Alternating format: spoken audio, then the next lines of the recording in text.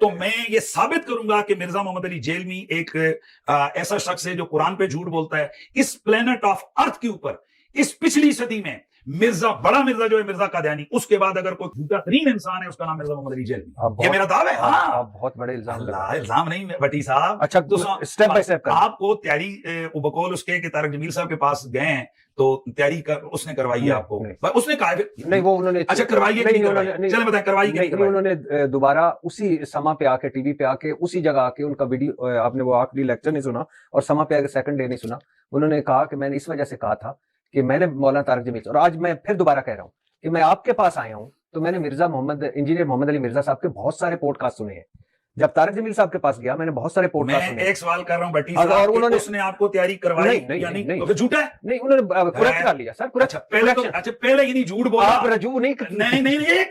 ایک منٹ سرکار، یہی تو ہے نا سوال. یہ پیدا ہوتا ہے کہ ایک آدمی نے جھوٹ بولا، آگے تھا بٹی ارشاد بٹی ایک اینکر پرسن، اس لیے ان کو آ کر اس کو واپس لیا. یہاں پر ہیں بیچارے وہ علماء کہ جن کے پاس بنیادی طور پر سوشل میڈیا کے حوالے سے اتنا زیادہ نیٹ ورک نہیں ہے.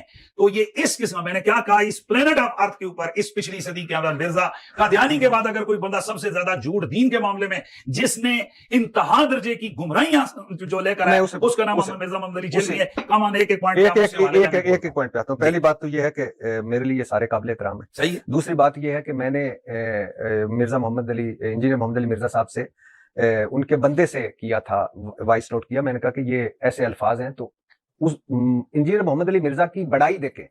اس بندے کے ان کے قریبی کا موبائل لیا انہوں نے وائس نوٹ مجھے کیا.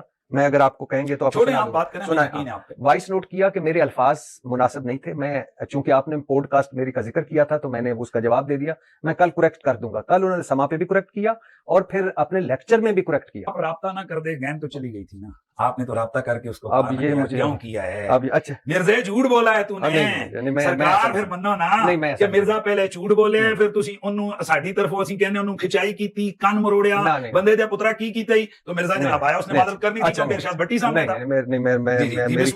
ایک چیز میری اوقات نہیں. انشاءاللہ لوگوں کے سامنے آج مرزا صاحب کے کرتوت رکھیں گے اور میں آپ کو آج بتا رہا ہوں مرزا محمد علی جیلمی مناظرے کیوں نہیں کرتا. میرے جیسے بندے کو اور دیگر جو پیٹنٹ مناظر ہیں مرزا محمد علی جیلمی کیوں نہیں 1-to-1 مناظرے کرتا؟ کیونکہ اس کو پتہ ہے کہ یہ پوری قوم کے سامنے یہ بندہ ننگا ہو جائے گا.